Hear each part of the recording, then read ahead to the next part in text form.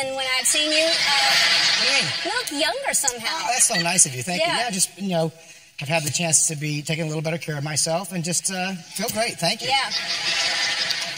It's a new haircut, or did you dye your hair? Sorry? Some things just, the hair is different. Oh, no, just a great fall cut. Not that big of a deal. And, you're always such a warm host. You don't like to point out things that are different too much on people, so it's nice to get past it and just kind of dive into a great interview and have some fun. But thank you for the kind words. Yeah.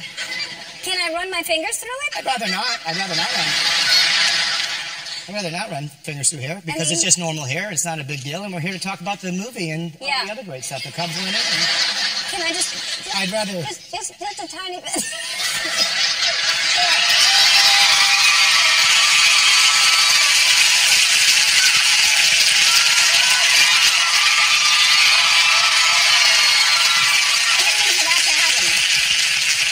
I feel a little naked. I wasn't ready for that, but now that you ripped that emotional Band-Aid off, I feel a little bit like the girl in the Hallmark movie, maybe, that got the glasses off and the hair let down, and guess what? The librarian will go to the prom. I accept it now. Thank you. Thank you for that. What's happening? Did you shave your head for a reason? Did you have lice? What happened? The head's out of the bag, as they say at this point. Yes. Yeah, I did. I shaved my head for a movie, completely clean. And now, thankfully, because you don't know at my age, it's growing back. So I'm there is returning. Yeah. How long ago? Take a sip. You seem like you want one. Well, it's emotional.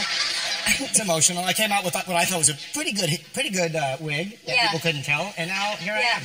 No, I saw that picture, and I knew that your hair was. Yes, the last movie I did, I shaved my head clean. And how long are you done shooting? Or are you still shooting? I finished shooting, and I'm now promoting the Hacksaw movie. Yeah, and so you got me past my wig moment. Yeah. So here I am. Yeah, Thank you. It's going to be good. Now, do you have a new hairdo in style to grow this into, or you'll go back to the old Vince Vaughn? It's unclear. It's unclear what will happen. All right. Do your kids like it? My daughter likes to humiliate me with it. She's fascinated. She says Daddy has no hair. But when I came home, I had been gone for a while, so I like to drop her off at school. She's 6, right? She's almost 6. I take her to her kindergarten, at which point she will pull off my baseball hat and say, ha, ha, ha, look who doesn't have any hair. So I don't want to hear any whine about bullying stories because it works both ways, doesn't it? Yeah, it does. Well, let's talk about the movie, shall we? Sure.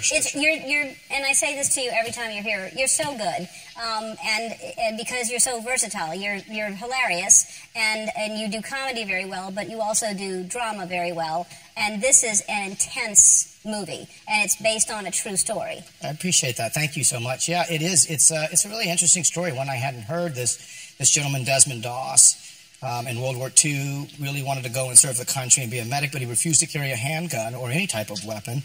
And when I first heard the story, I thought, gosh, is this even possible? But the accomplishments that he did, he saved a lot of lives and completely unarmed. And it's really an inspiring story about someone who really stays true to their convictions and is able to make a big difference. So Mel Gibson is a great director. Apocalypto, Braveheart directed the movie.